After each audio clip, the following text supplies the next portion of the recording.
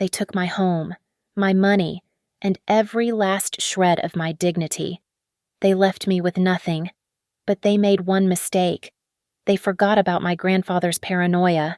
He left me one final gift, $90,000 in cash, hidden away, and a meticulous blueprint for their complete and total destruction. My name is Alara Hayes.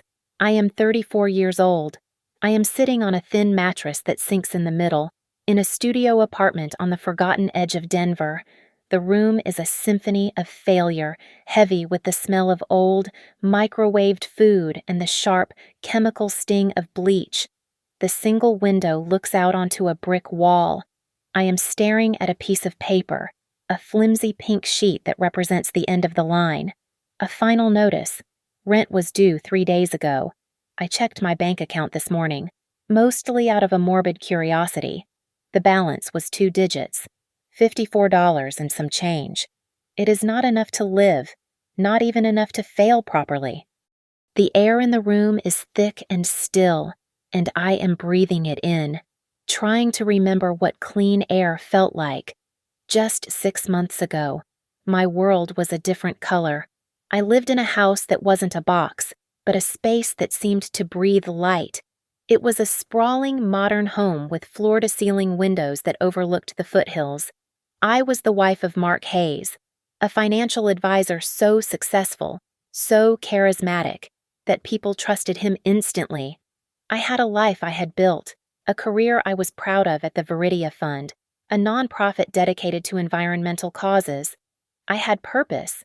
I had dinner parties. I had a husband who told me he loved me. It was all a lie, a precise, calculated performance. The shock of the betrayal still hasn't fully landed.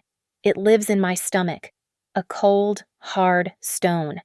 Mark wasn't just having an affair with our neighbor, Sophia Vane. That would have been a simple human tragedy. This was a conspiracy.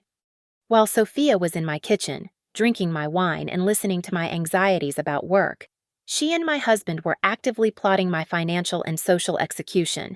The collapse was immediate and absolute. The divorce was a legal blitzkrieg. Mark, the man who always insisted on managing our finances because I was too creative for spreadsheets, suddenly produced a mountain of evidence. He painted me as unstable, impulsive, a spendthrift who was hemorrhaging money on ridiculous luxuries. He had bank statements, credit card bills I'd never seen, all pointing to a woman coming unhinged. The court, faced with a calm, rational financial expert and his hysterical wife, sided with him. I lost the house. I lost my savings. I lost everything we had supposedly built together. 2 weeks later, my job vanished. I was called into a sterile conference room at the Viridia Fund, the place I had poured my heart into for 5 years. They told me it was restructuring, a necessary cutback. It was a lie. I knew, with a certainty that made me sick, that Mark was behind it. He had advised the fund on several of their investments, a pro bono service he had offered. He had whispered in their ears, planted the seeds of my incompetence or, worse, my complicity in his own financial schemes. My friends, our friends, vanished next. They stopped answering my calls. A few sent awkward texts, full of pity and distance. They had heard Mark's story. Ilara was having a breakdown. She was paranoid. She was unstable. It was the cleaner narrative. It was easier to believe than the complex, ugly truth. In 6 months, I had been hollowed out, erased, which brought me to today. This morning, a courier delivered a single battered cardboard box, the last of my possessions from the lawyer's office. It was a box of scraps, things Mark hadn't deemed valuable enough to sell or keep. Old college textbooks, a few chipped mugs, photos.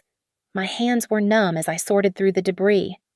Then, at the very bottom, my fingers brushed against something cold and metal. It was a single, heavy, rust-covered key. It was tied with a brittle piece of string to a yellowed tag. The tag had an address in Lakewood, a place I hadn't thought about in years.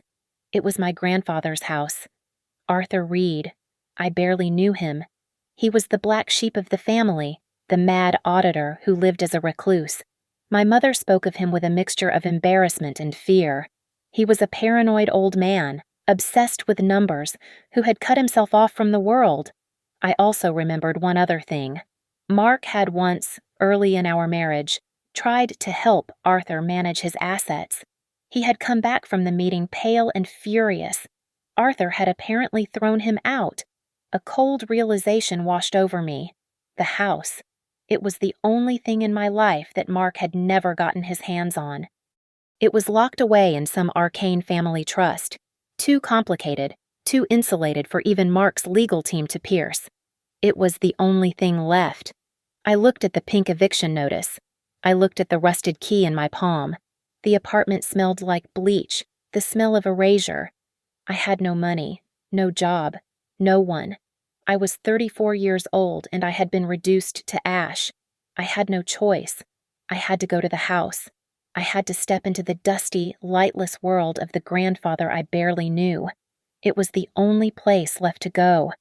I paid the cab driver with the last of my cash, keeping just enough for a bus ticket if this final, desperate gamble failed. The cab drove off, leaving me on a cracked sidewalk in Lakewood, facing the monument to my family's strangest secret. The house was a corpse. Dense, dark ivy choked the front porch, wrapping around the columns as if trying to pull the entire structure back into the earth. The paint, once white, was a leprous collection of gray and green flakes. The windows were blind with grime. It didn't smell like a house. It smelled like wet leaves and rot and something else, the dry, acidic scent of time itself being forgotten. The old key, Arthur's key, fought me. It scraped and ground in the lock. I put my shoulder into the heavy oak door and it finally groaned open, releasing a sigh of trapped, stale air. The inside was pitch black.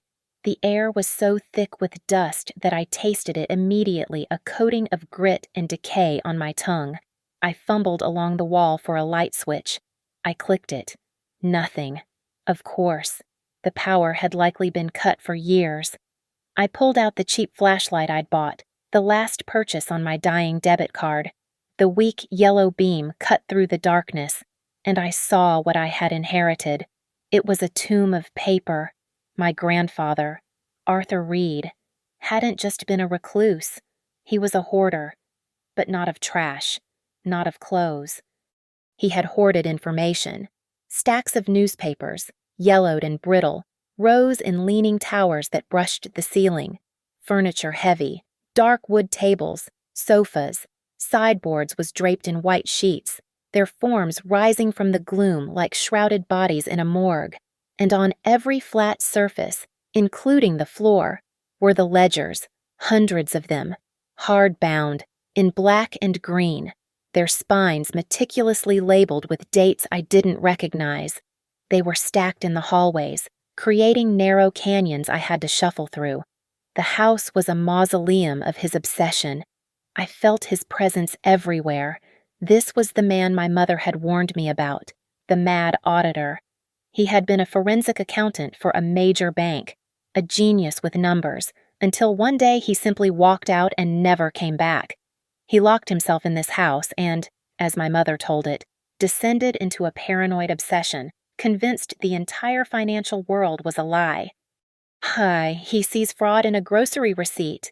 Ilara, she used to say, laughing nervously. Now, I was the one trapped in his world, and the air was suffocating. The first few days were a blur of cold and grim survival. I found a small cot in an upstairs room, shook the dust from a sheet, and slept in my coat. The house was frigid. It was deep into October, and the heating was as dead as the lights. I spent my remaining $54 on bottled water, peanut butter, and bread. I ate standing up in the cold, dark kitchen, my flashlight propped on a stack of ledgers. The silence was absolute.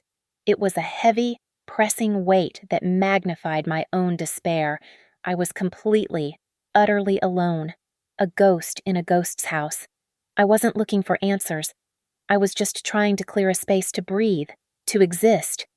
On the third day, I was navigating the main hallway, a narrow path between walls of paper, when I found a door at the far end. Unlike the others, this one was locked. Not with a simple knob, but with a heavy, modern deadbolt. It struck me as bizarre. The rest of the house was open to its own decay, a chaotic mess. This door was sealed, protected, a cold curiosity, the first emotion other than despair I'd felt in months, took over. I went to the rotting shed in the backyard and found an old, rusty crowbar. It felt like a violation, breaking into a dead man's private space, but my life was already a violation. I jammed the metal tip into the doorframe and put my weight against it. The old wood splintered. The lock gave way with a sharp crack. I pushed the door open and shone my flashlight into the darkness. I stopped. The air left my lungs. This room was not part of the house. It was immaculate, spotless. Where the rest of the house was a chaotic overflow, this room was a void of terrifying order. A single, large metal desk sat in the center, a single office chair. Steel filing cabinets lined one wall, all of them labeled with a precise, printed tape. This wasn't a study. It was a command center. My flashlight beam drifted from the desk to the wall opposite the door, and my heart stopped beating. It was a massive corkboard spanning the entire 12-foot wall. It was a dense, intricate web of photographs, printed bank statements, photocopied documents, and strings of red yarn connecting them all. My light moved across the web. I saw names of shell corporations, offshore account numbers, and organizational charts. It was the work of a man who saw connections no one else did. Then my beam found the center, the focal point, the sun around which this entire galaxy of conspiracy revolved. It was a photograph of Mark, my husband. It was a candid shot, taken from a distance, of him laughing as he left a downtown restaurant, his expensive coat slung over his arm. A thick, red circle was drawn around his head. My light followed a red string. It led to another photo. Sophia. She was getting out of her car, her head turned sharply toward the camera, her eyes wide, as if she had sensed the lens at the last second. I staggered back, my hand finding the cold wall to keep me upright. I looked closer at the documents. They were dated. 1 year ago. 2 years. 3. My grandfather. The paranoid old crank I had barely spoken to. The man I had dismissed as a lunatic had been investigating my husband long before his own death. He had been watching Mark and Sophia for years. He knew. Before I did. He knew. My flashlight beam was frantic now, sweeping the room. The filing cabinets. I pulled one open. It wasn't files. It was more ledgers, identical to the ones outside, but these were newer, the ink black and fresh. His handwriting, a tight, controlled script, filled every single page. I turned back to the desk, and my light caught a shadow, a gap behind a tall bookshelf next to the corkboard. I pushed the shelf. It was heavy, but it scraped back on hidden casters. A safe, a black, old-fashioned combination lock safe was embedded in the wall. The dial was set to 0. The heavy steel door was slightly ajar. He had left it for me. He wanted it to be found. My fingers were numb and shaking. I pulled the heavy door open. It was almost empty. Inside, there were only 2 objects. One was a heavy rectangular metal box, dark gray and cold to the touch. The other, sitting directly on top of it, was a plain white envelope. My name, Ilara, was written across the front in that same precise, terrifying script. My fingers were numb, stiff from the biting cold of the sealed room. I slid my thumb under the flap of the white envelope. The paper inside was thick, creamy, and expensive, a stark contrast to the decay surrounding me. The note was short, written in that same tight, precise script. It was not a greeting. It was a final report. "Ilara," it began, "that man is a fraud. He married you for one reason: he believed you would inherit my money. He was wrong. A cold, sharp shock went through me, so profound it made me gasp. He knew. The man I had dismissed as a lunatic had seen the truth from the very beginning. I read on. Do not go to the police.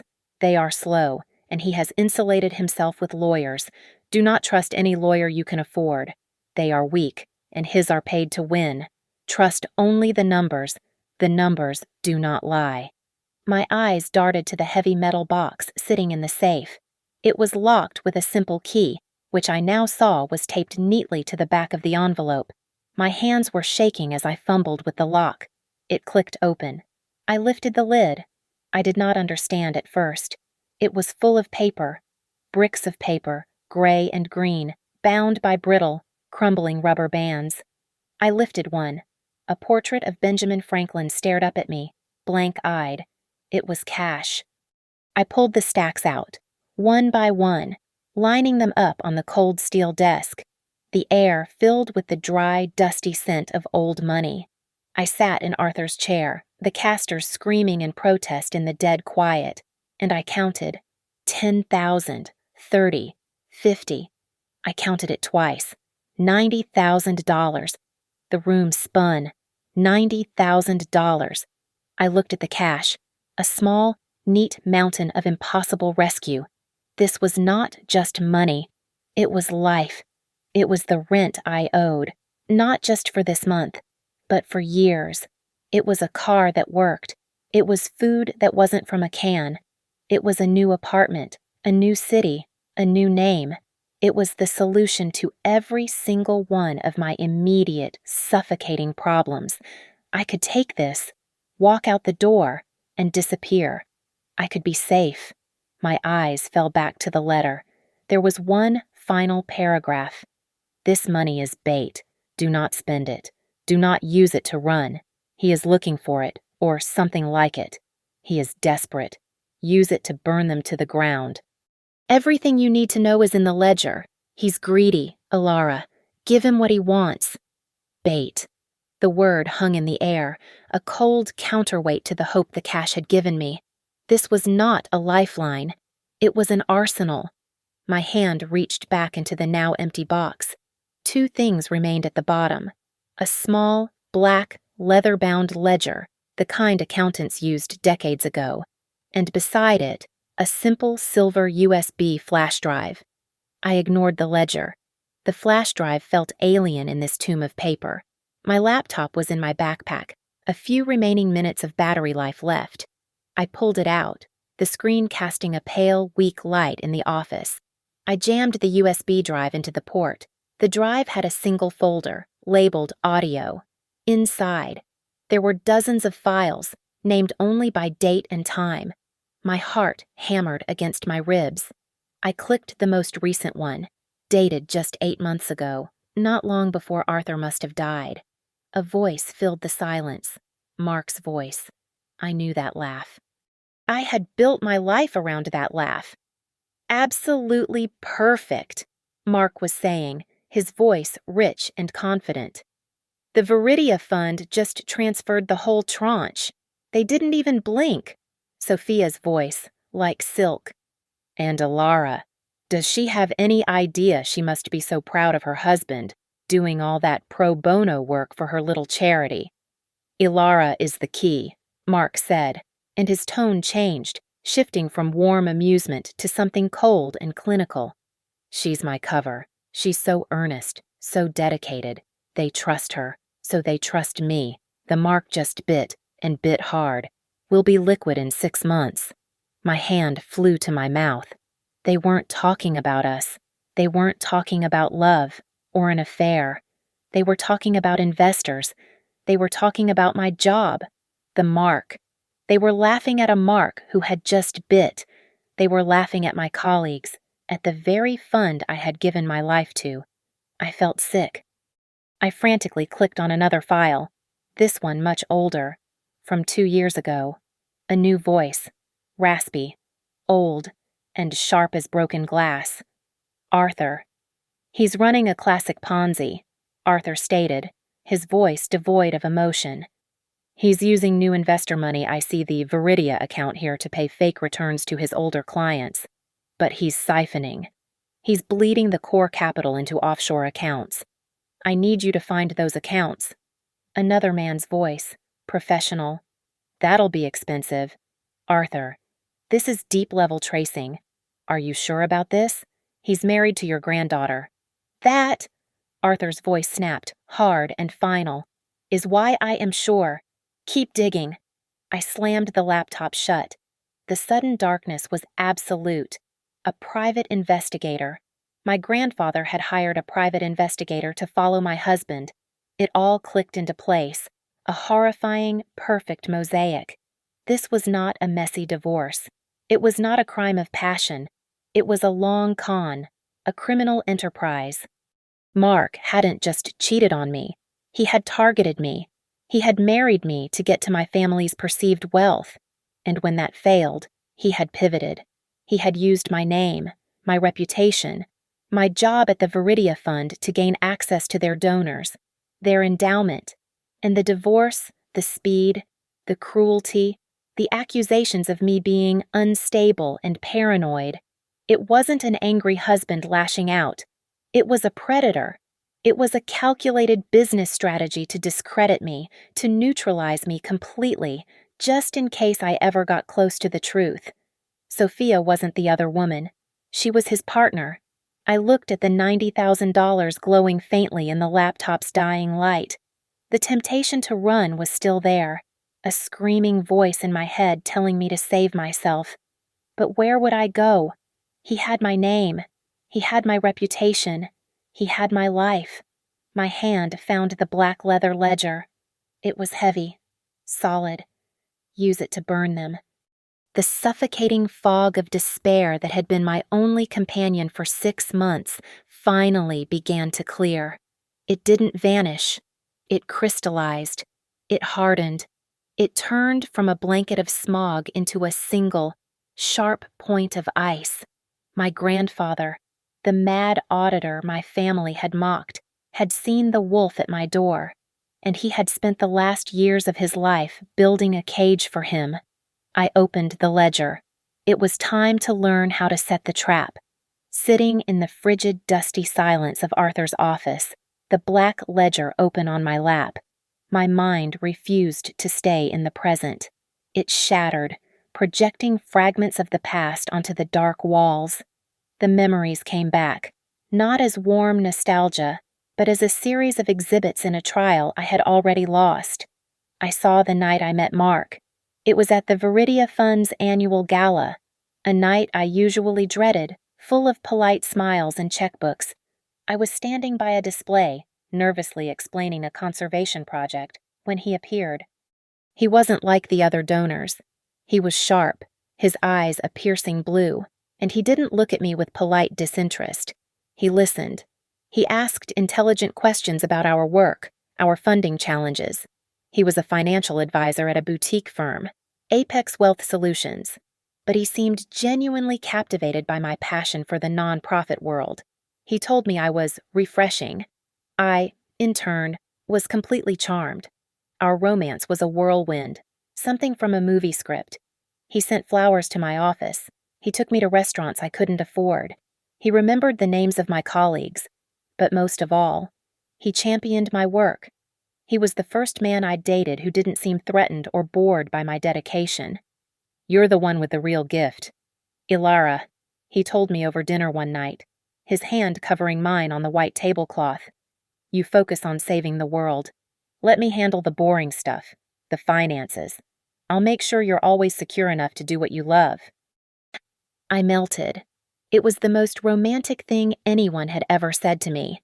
I handed over my small savings, my investment accounts, my entire financial life, with a sigh of relief. I was in the hands of an expert who loved me. 3 months into our engagement, Sophia Vane moved in next door. She was a whirlwind of expensive perfume and bright, effortless style. She introduced herself one Saturday morning, holding a bottle of chilled Chardonnay. "We're neighbors. This is a housewarming gift for me, which means you have to share it." She was an interior designer, she said, and her laugh was infectious. She quickly, deftly, inserted herself into my life. She became my confidant. I had never had a friend like her. She was the one I called when I had a fight with my mother. She was the one who helped me pick out my wedding dress. And, God help me, she was the one I vented to about Mark. He's working so late. I'd complained to her over that same Chardonnay, now a ritual. And he's so secretive about his clients. He just closes his laptop and smiles when I ask. Sophia would nod, her expression a perfect mask of empathy.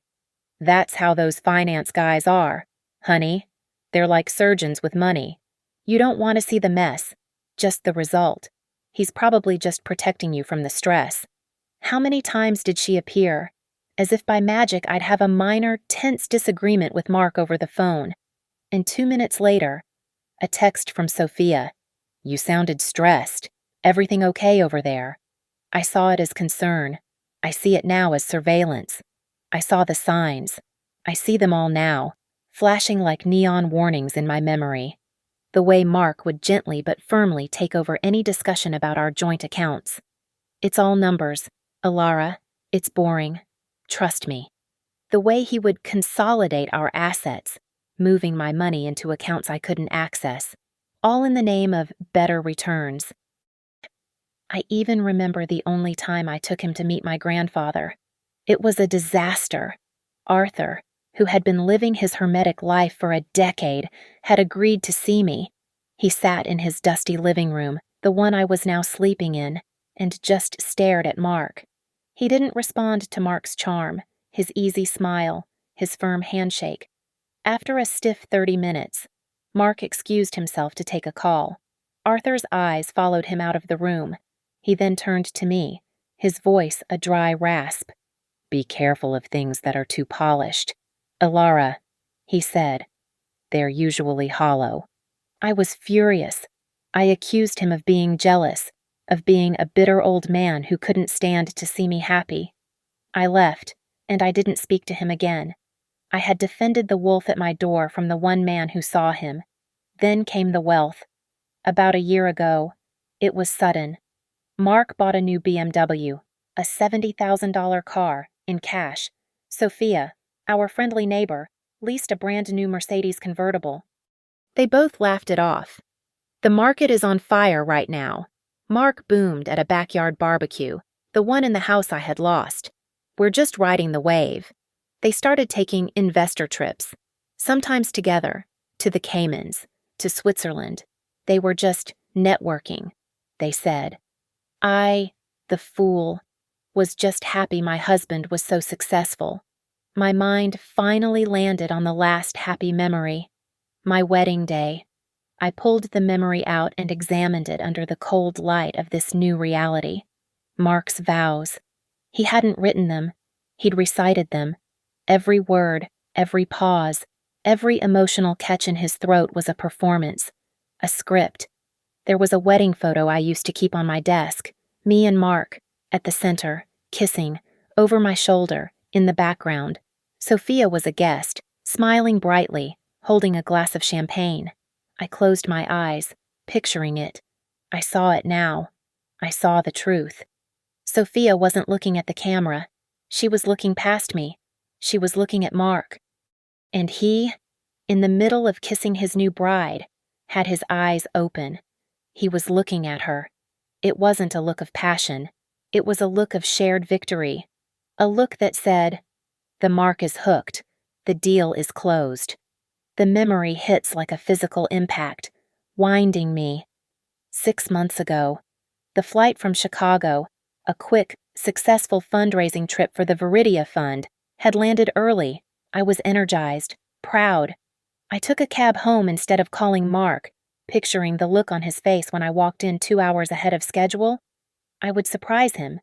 We'd go out, celebrate. I let myself into the quiet house. Mark, I called out, dropping my carry-on by the door. No answer, but I could hear music. It was faint, coming from the back of the house, from his office, which opened onto the pool deck. A cold, familiar flicker of insecurity. He was home. He hadn't answered. The music was something low, sensual. My mind instantly went to the most obvious human betrayal. Sophia. The way she laughed at his jokes, the way he watched her when she walked. My heart began to pound a sick, heavy rhythm. I was a wife, about to catch her husband. I walked down the long, sunlit hallway, my footsteps silent on the expensive runner. The music grew louder, mixed with laughter, his laugh and hers. I stopped at his office door, which was ajar. I was angry, my whole body vibrating with adrenaline, ready for the confrontation, ready to scream, to cry, to find them tangled in our pool towels. I pushed the door open. The scene in front of me was not what I expected. It was so much worse.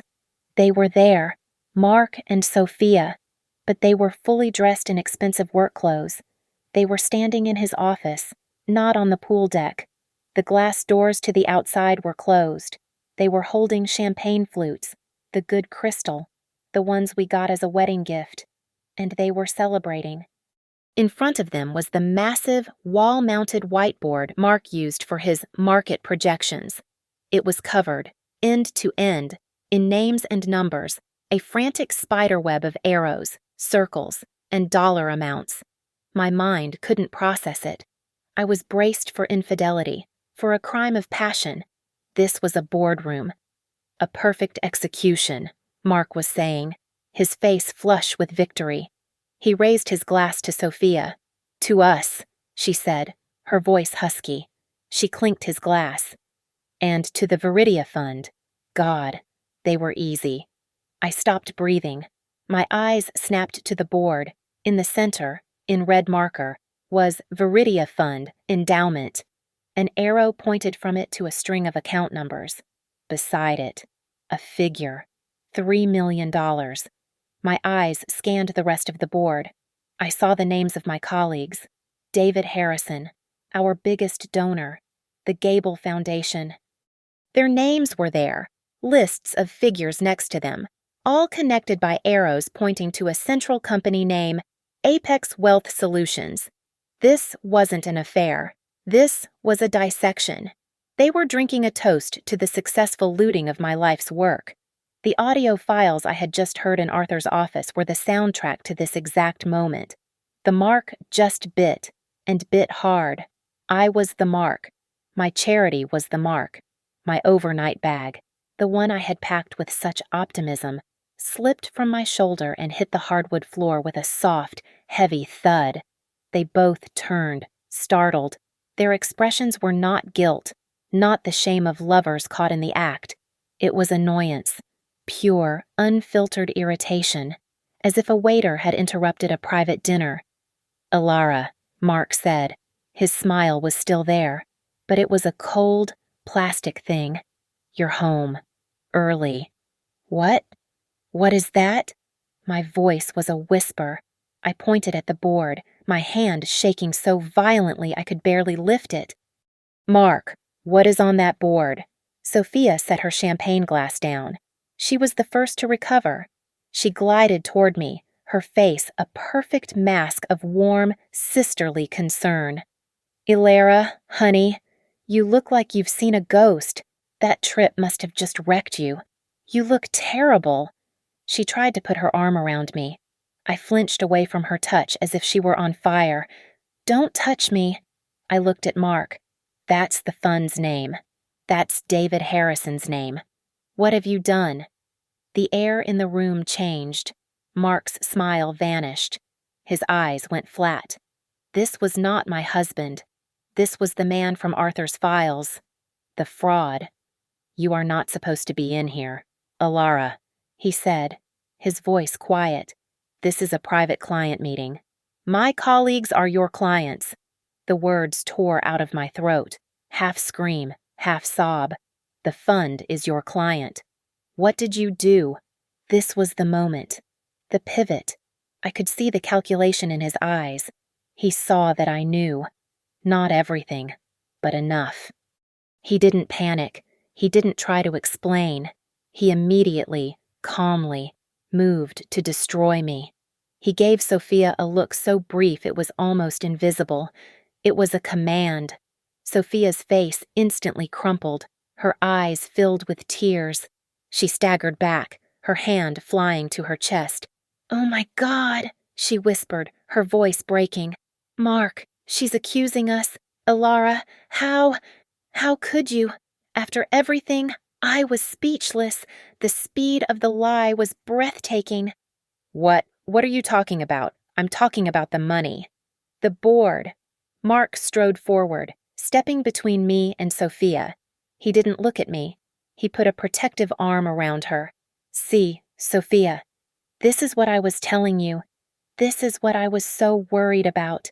He turned to me, his face a mask of profound, pained disappointment. "Honey, listen to yourself. You're not making any sense.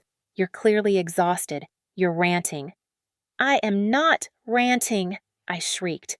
"I see what you're doing. You're stealing." "You're stealing from the fund!" The words echoed in the sterile, expensive room. Sophia let out a full, theatrical sob.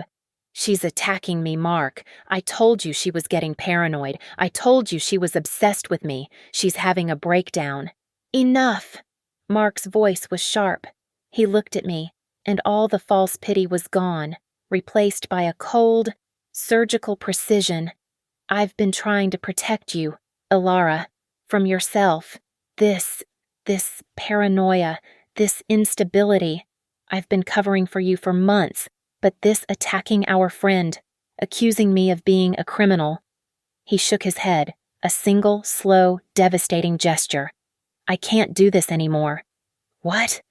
What are you talking about?" I whispered, the floor dropping out from under me.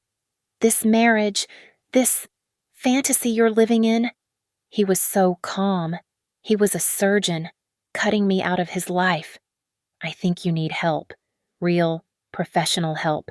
He walked past me to the office door, the one I had just come through. He opened it, holding it for me. "And," he said, his voice as flat and final as a closing ledger, "I think we need a divorce." I just stood there, my world reduced to a whiteboard of names in the face of a stranger who had slept in my bed for 5 years. "Get out, Alara," he said, his voice no longer even pretending. I stumbled backward into the hallway. The door didn't slam. It clicked shut, softly, precisely. I was on the other side, in the dark hall, listening to the muffled sound of Sophia's sobs, which were already turning into a quiet, relieved laugh. The door was locked. The trap had been sprung. The legal papers were served the next morning. It was less than 24 hours after I had stumbled out of his office. A stone-faced process server handed me the envelope as I stood, numb and sleepless, in the front hallway. Mark had filed for divorce. He had also filed for an emergency temporary restraining order. I read the allegations, and the world tilted. Mentally unstable, prone to violent, paranoid outbursts, a danger to herself and to me. He cited my attack on Sophia Vane as proof. He claimed I had threatened him, that I was obsessed with his finances, that I had been acting erratically for months. By noon, my joint bank accounts were frozen. My credit cards were declined. Mark, in his request, stated he was doing this for my own protection, to prevent me from inflicting further financial harm on our estate. I was locked out of my own life. The lawyer I was assigned by the court was a man named Mr. Harrison. He was overworked, underpaid, and drowning in a sea of beige files. He looked at my case, at the allegations, and sighed. These high-conflict divorces, they get messy. Mrs. Hayes. "He's lying," I said, my voice hoarse. "This is all a lie. He's the one. He's a criminal. He's stealing from my company." Mr. Harrison looked at me over his glasses with an expression of profound weariness. He had heard this before. Right now, he has the momentum. He has a high-priced corporate legal team from downtown. We have this. He motioned to his cramped, windowless office. "He's alleging instability. Our best move is to show you are calm, rational, and willing to cooperate." Cooperate. He's robbing people. Do you have proof? He asked. I thought of the whiteboard. I saw it. A whiteboard in his office. Mr. Harrison's face fell. Mrs. Hayes, Alara, we need documents. We need evidence. I saw a whiteboard will not win against the team from Apex Wealth Solutions. They will paint you as exactly what he says you are. My meeting with the Viridia Fund came 2 days later. They called me in. My boss, Sarah, and 2 board members I had known for years.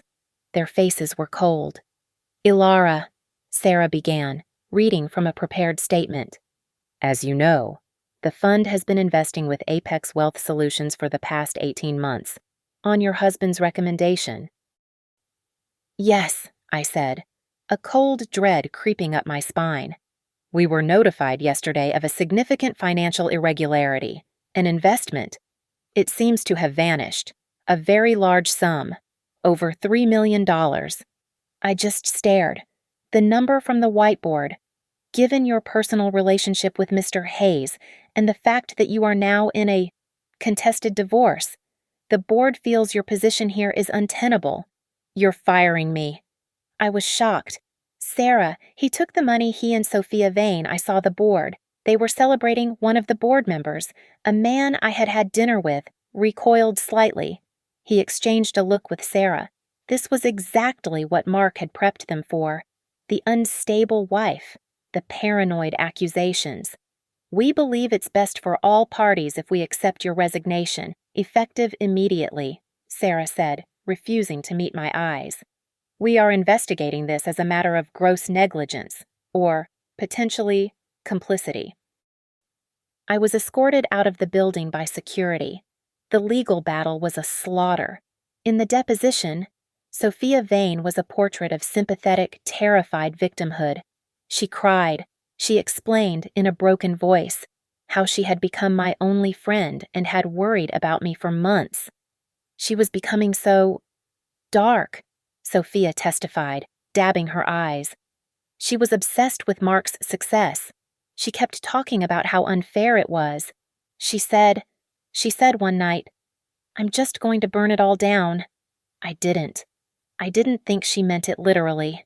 It was a lie so perfect, so complete, that it was impenetrable.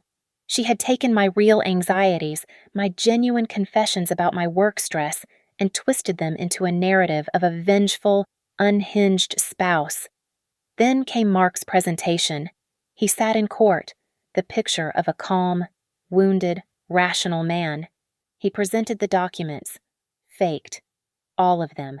Bank statements showing massive secret withdrawals from accounts I had never heard of. Credit card bills for online gambling sites. Luxury purchases. He had created a perfect paper trail of a woman spiraling into a self-destructive, spendthrift mania. Your Honor, he said, his voice thick with false emotion. I didn't want this. I tried to get her help, but I have to protect myself. I have to protect my clients, my business. She has created this debt, this hole. The judge, a no-nonsense woman who had seen too much, looked at the evidence. She looked at Mark's team of $10,000-a-day lawyers.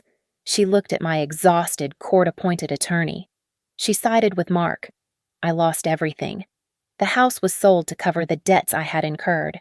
My savings were gone, liquidated to pay his legal fees, and in the final, cruelest cut, the judge ruled that I was responsible for a portion of the unsecured debt that Mark had so cleverly fabricated. I left the marriage not just with nothing, but with a judgment against me. I owed him money. The social execution was silent, but just as final. My phone stopped ringing.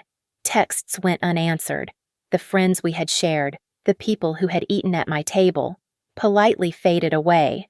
They had chosen a side. They had chosen the clean, easy story of the successful man and his troubled wife. I moved out of the house with one suitcase. I had to sell my car for a few $1,000s. It lasted a month. The last thing to go was my mother's jewelry, a gold locket I had sworn I would never take off. I sold it in a dim, dusty pawn shop for $200, the man behind the counter not even looking me in the eye. That $200 was what I used for the deposit on the studio apartment. And those 5 months of relentless, systematic stripping were what brought me to that exact moment, sitting on a thin mattress, staring at a pink eviction notice, holding a rusted key in my hand. I was not just poor. I had been erased. I was a ghost, and they had been the ones to kill me. I did not sleep. The cold in that sealed room was so deep it felt like it was coming from inside my bones. But it didn't matter. The rage was a furnace. I sat in Arthur's chair, the weak beam of my flashlight aimed at the pages of the black leather ledger, and I began to read. It was not a journal. It was not a simple accounting book. It was a 3-year forensic autopsy of a crime in progress. My grandfather's handwriting filled every page, a small, razor-sharp script that left no room for ambiguity. He had started tracking Apex Wealth Solutions the week Mark and I announced our engagement. He had reverse-engineered the entire company. He saw what no one else did. Apex was a classic Ponzi scheme. The amazing returns Mark boasted about were a fiction. The ledger showed, in meticulous, color-coded entries, exactly how it worked. The red ink showed the new money coming in a massive $3 million tranche from the Viridia Fund. My fund was the most recent. The black ink showed that same money flowing right back out, in smaller, dividend payments to his first-wave investors. And then there was the blue ink. The blue ink was the theft. Arthur had tracked the siphoning. He had found the shell corporations in Panama, the numbered accounts in the Cayman Islands, the holding company in Switzerland. He had documented Mark's entire secret financial life. He knew the name of the bank Mark used in Zurich. He knew the false identity Mark used to access it. The detail was terrifying. It was obsessive. My grandfather had logged the license plates of Mark's business associates. He noted the restaurants where Mark and Sophia held their investor meetings, private rooms in expensive steakhouses. He had even, somehow, gotten copies of wire transfers. This ledger was not an accusation. It was a conviction. I turned the page, and the narrative shifted. A new section, labeled simply External Liabilities. This was not about the SEC. This was not about the investors Mark was currently defrauding. This was about the ones he had defrauded before. Arthur's notes became even more terse. Source Miami Syndicate. Initial investment est. $5 million. Pressure extreme. He had uncovered another layer. Mark hadn't just built his scheme on the savings of doctors and charities. He had started it with dirty money. He had taken capital from a group of investors who did not file lawsuits when they were cheated. A cold, sick feeling settled in my stomach. This was why Mark and Sophia were so tense in that audio recording. This was why they were celebrating the Viridia deal with such desperation. Arthur's analysis was brutal. Mark is underwater. The Miami group is demanding a full payout. He has a 90-day window. He cannot cover the withdrawal. The entire structure will collapse if they pull their funds.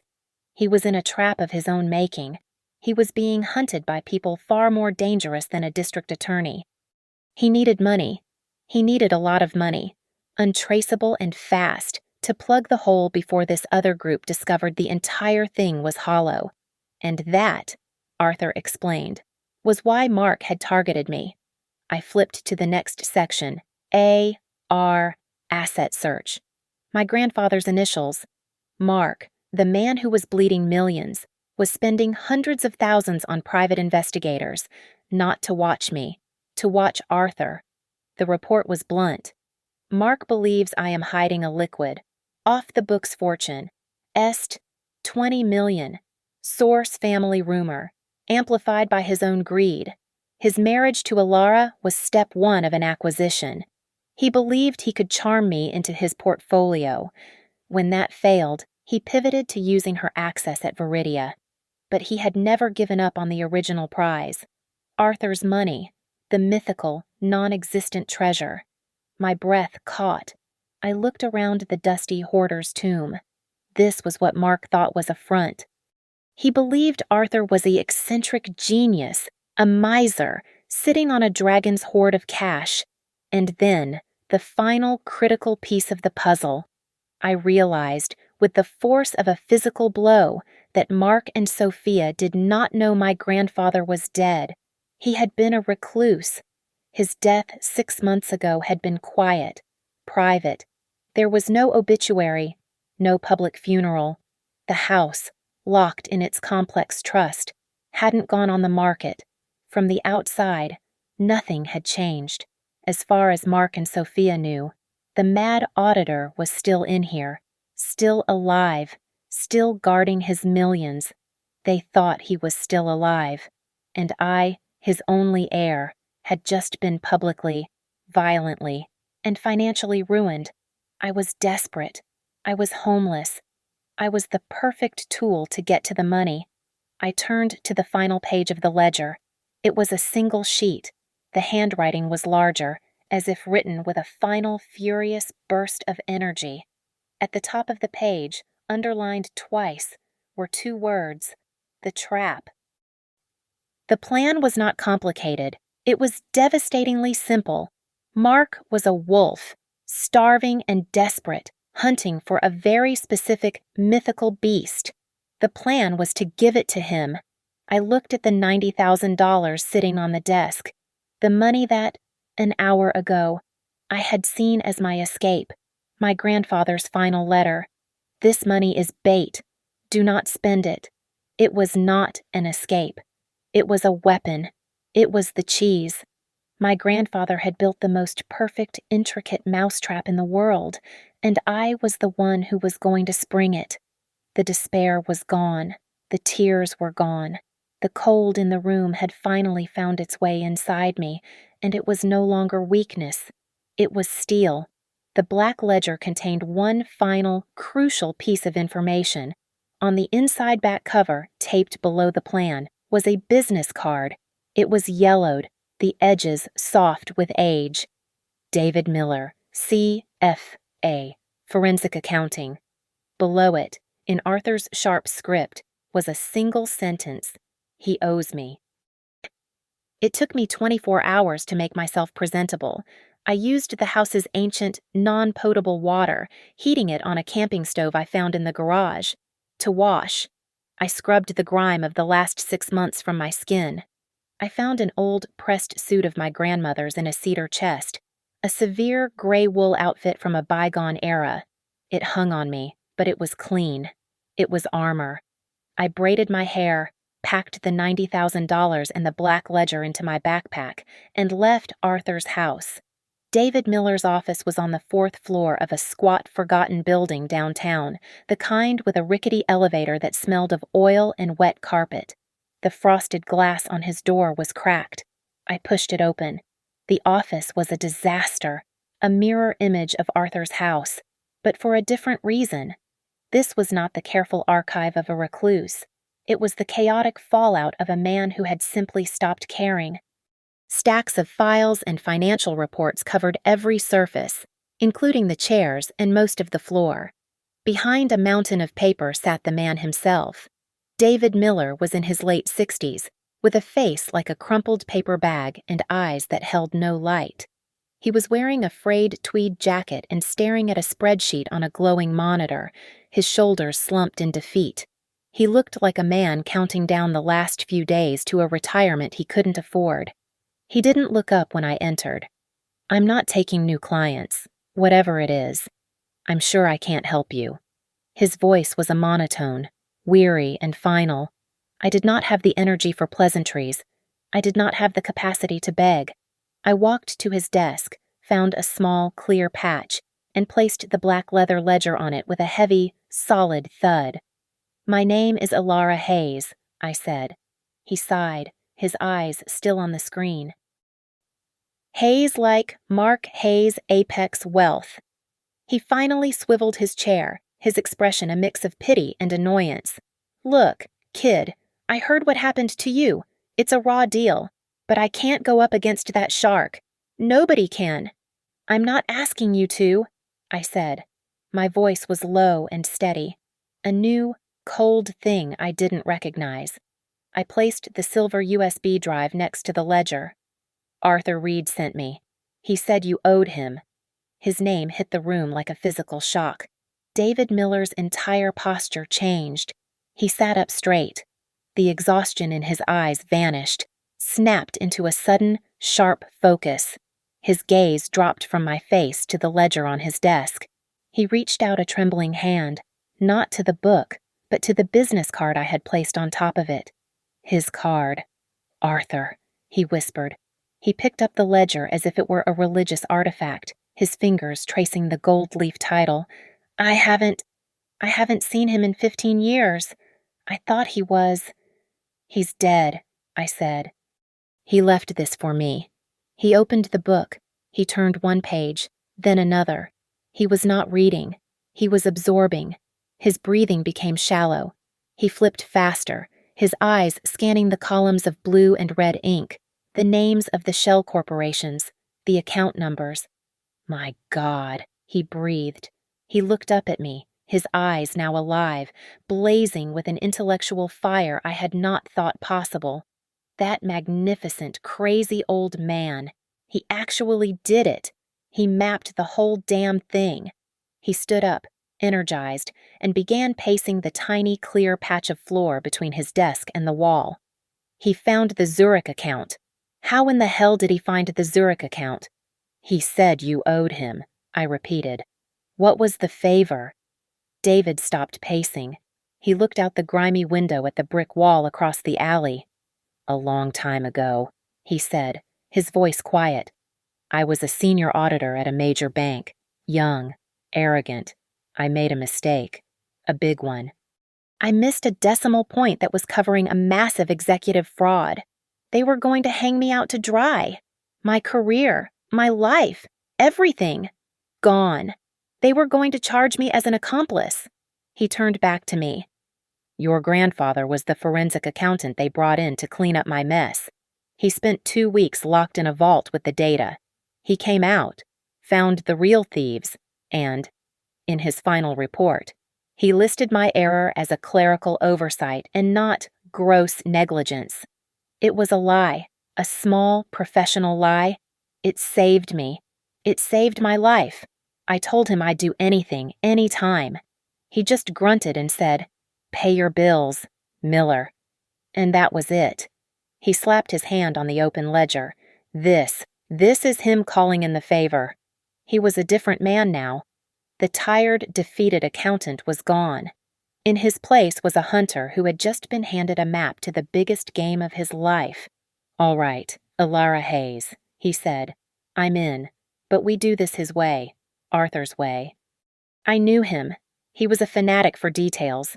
His plans are not suggestions. They are procedures. You follow this book to the letter. You do not improvise. You do not get emotional. You do not deviate. Understood. Understood, I said. He plugged the USB into his computer. He listened to the audio, his face hardening with every word. Ponzi scheme, he muttered. Textbook, but it's worse. He's exposed. He's desperate. He clicked through a few screens on his own computer, logging into secure databases. The SEC is already sniffing around Apex. An anonymous tip, probably one of the investors who got nervous. So they'll stop him, I said, a small flicker of hope. No, David said, shaking his head. They're circling, but they're blind. They see smoke, but they can't find the fire. Mark is too good. He's insulated the company. All the official Apex accounts are clean. The theft, the blue ink in this book, it's all happening offshore, tied to his personal shell companies. The SEC can't touch that without a smoking gun. They can't get a warrant to freeze his assets. Not yet. He looked at me. To bring him down, we don't just need to prove he's a thief. We need to catch him in the act. We need one, single, undeniable transaction. We need to prove he is actively moving illicit funds into his personal, illegal accounts, a transfer they can't ignore. The room was silent. We both knew what came next. I unzipped my backpack. I pulled out the heavy metal box. I opened it and began stacking the bricks of old, dusty cash on his desk. Next to the keyboard, David stared at the money. Arthur, you son of a bitch. I finished the last stack. $90,000. This is the bait, I said. David Miller advanced me $500 from his own pocket. This is not for survival, he instructed, his voice firm. This is for wardrobe. You are not Alara Hayes, the victim. You are Alara Hayes, the broken pawn. Go to the best secondhand shop you can find. Buy a suit, conservative, expensive, but worn, something a woman who has lost everything would wear to a funeral, and get your hair cut. Not styled, just cut. Make it neat. Make it invisible. I did exactly as he said. I found a gray, cashmere blend suit that hung on my thin frame. I had my long, matted hair cut to my chin in a severe, functional bob. When I looked in the mirror at the salon, I saw a ghost. I saw a woman who had been completely and totally defeated. I was perfect. The lobby of Apex Wealth Solutions was a cathedral of glass and steel, designed to intimidate. The receptionist, a new one I didn't recognize, looked up, her face a mask of polite inquiry. Her eyes flickered over my cheap, neat appearance. "Can I help you?" she asked, her voice skeptical. "I'm here to see Mark Hayes," I said. My voice was quiet, hollow. I did not wait for her to buzz him. I did not wait for her to tell me I was not on the list. I simply walked past her desk, my worn heels clicking on the marble floor, and headed straight for the glass-walled conference room where I knew he held his morning meetings. I heard her stand up, a startled "ma'am" behind me, but I did not stop. I pushed the heavy glass door open without knocking. The room was full of tension. Mark and Sophia were alone, standing on opposite sides of the massive, polished wood table. They were not laughing. They were not celebrating. They looked pale, exhausted, and angry. My grandfather's ledger flashed in my mind. Pressure extreme. Miami Syndicate. They were arguing, their voices low and vicious. They both froze when they saw me. Sophia let out a small, sharp gasp. Mark's face, which had been contorted in a sneer, went utterly blank with shock. He was seeing a ghost. This was the hardest part. David had warned me. Your anger is your enemy. Your only weapon is your weakness. I let the real crushing weight of the last 6 months fall on me. I let them see the woman they had created. My shoulders slumped. My eyes filled with genuine tears, born of a rage so deep they burned. I let them spill over. "Mark," I whispered. My voice broke. I had to force the words out. "Mark, you were right. You were right about everything." They just stared, frozen. This was the one thing they had never anticipated. I took a shaky step into the room. I'm so sorry. I was sick. I was paranoid. All those things you said in court, they were true. I see that now. I was so angry and so wrong. Mark recovered first. His eyes narrowed. This was the predator, sensing a trap. "Ilara, what are you doing here? How did you get in?" I had to see you. I was playing the part of my life. I was the hysterical, broken wife, just as they had painted me. I held up my hands, showing they were empty, except for the handle of a small, hard-shell briefcase, the kind a man in the 1980s would have used for documents. I have to tell you something." I licked my dry lips. My grandfather, Arthur. At his name, I saw it, a flicker of intense, profound interest in both their eyes. This was the real target. He's not gone. Mark, he's alive. Sophia's hand went to her throat. Mark's posture changed. He was no longer on the defensive. He was listening. "He's sick." I pushed on, the lie feeling thick in my mouth. "He's very, very sick. He's at the house. He found out what happened. About the divorce. About me. He called me. He told me to come." I walked to the table, and they both tensed, as if I were a wild animal. I placed the small gray briefcase on the polished wood. It landed with a heavy, solid thud that echoed in the silent room. "He gave me this," I whispered. He said it was start over money. He said I was a fool. I clicked the latches open, but did not open the lid. "It's $90,000. Cash." The room was so quiet I could hear the air conditioning. "I don't know what to do with it," I said, my voice rising in a carefully pitched panic. "He just gave it to me. I can't put it in a bank. They'll take it. For the debts. I don't. I only ever trusted you. Mark, you were always so good with the numbers." I looked at him, my face a mask of desperate, pathetic trust. "I'm so scared. Please, can you just help me, like you used to?" I watched them. I saw the look they exchanged. It was not a look between lovers. It was a look between partners in a high-stakes heist who had just seen the vault door swing open. It was pure, unadulterated greed. They didn't just believe me. They believed this was it. This was the down payment. This was the first taste of Arthur's mythical $20 million fortune. The mad old man was finally cracking, and his broken, desperate granddaughter was the delivery system, but Mark was still cautious. He hadn't moved. "Why?" he asked, his voice a low, cold test. "After everything I did, after I took the house, why would you come to me?" This was the moment. David's final instruction. I fumbled in my second-hand purse, my hands shaking. I pulled out a small, cheap, digital voice recorder. I held it out to him. The screen was black. The battery was dead. I recorded myself," I stammered, playing the part of the complete idiot they always believed me to be. "Just now, what I said, about you being right. About the money." Mark stared at the dead object. "Why, for him," I cried, the tears coming fast now.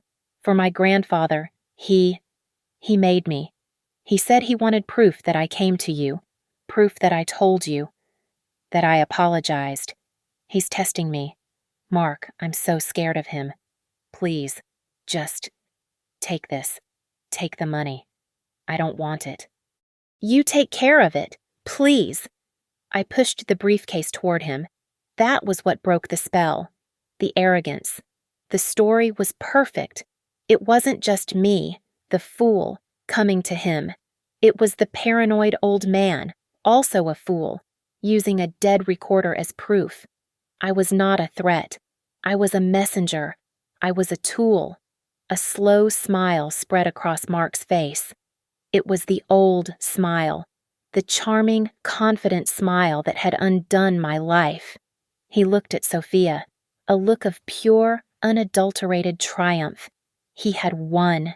He had crushed me so completely that I had come crawling back to give him the one thing he had always wanted. He walked to the table. He put his hand on the briefcase, his fingers caressing the handle. "All right, Ilara," he said, his voice now warm, patronizing, dripping with false sympathy. "You did the right thing. You were right to come to me. Of course I'll help you." He clicked the latches shut. "Don't you worry about a thing. I'll take care of this for you. I'll put it somewhere safe." He lifted the briefcase from the table. He took the bait. Mark didn't wait. The desperation Arthur's ledger had detailed was a living, breathing thing. The investor appreciation party was that night. They had rented a glass-walled mansion in Cherry Creek, a monument of audacious wealth, paid for, as David confirmed, with funds from a shell corporation. It was exactly what David had said, a last-ditch effort to raise new capital, to find new, clean money to pay off the Miami syndicate before his entire empire imploded. They were trying to plug a leak on the Titanic with champagne corks. I was not at the party. I was a block away, sitting in the absolute darkness of a surveillance van. The air was thick with the scent of stale coffee and hot electronics. David Miller sat beside me. his face illuminated by the pale blue glow of a laptop. In the seats behind us, two silent men from the Securities and Exchange Commission, the ones David had brought in with Arthur's ledger, watched their own monitors. David had made the call the second I was clear of the Apex building. He had presented the SEC with the entire case on a silver platter: the ledger, the audio files, the Zurich account numbers, and the final, beautiful, active bait. The $90,000 was the key. The federal agents, who had been circling Mark for months without a warrant, finally had their smoking gun. They were just waiting for him to fire it. For hours. We watched. We saw the valet line, the flash of expensive jewelry, the flicker of champagne glasses through the floor-to-ceiling windows. I felt nothing. It was like watching a replay of my old life. But this time, I knew the ending. At 9:15, David, who had been staring intently at his screen, stiffened. "We have a flag," he whispered. One of the agents leaned forward. What is it?" "He's testing the wire," David murmured, his fingers flying across the keyboard. A small transfer, $5,000, from the account I tagged, to the Zurich holding. My heart, which I thought had turned to stone, began to hammer against my ribs. He was checking to see if the path was clear. 5 minutes passed. The silence in the van was so thick I could barely breathe. "He's moving," David said, his voice suddenly sharp. "He's not waiting. He's moving at all." The numbers on the screen changed. There it is. $90,000. The marked cash. It's going to Zurich. And, oh my God, he's liquidating. He's pushing everything. Another 2 million. 3. He's running. He's trying to run tonight. The agent behind me spoke calmly into his microphone. "He's running. Go. Go now. All assets are live for seizure." The $90,000 transfer was the tripwire.